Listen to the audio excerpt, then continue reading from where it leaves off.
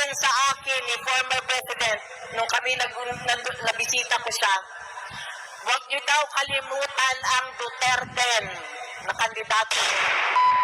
Ako si Veronica Kitty Duterte, bunsong anak ni Pangulong Rodrigo Roa Duterte.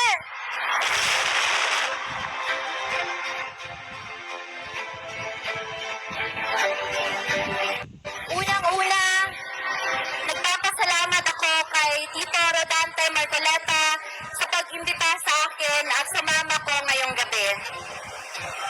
Pasensya na po at medyo natagalan kami dahil may klase po ako buong araw kanina.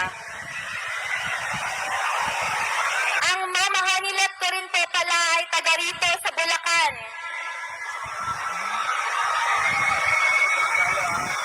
Ako ay isang 21-year-old college student lamang at ayaw ko sanang makisali sa politika.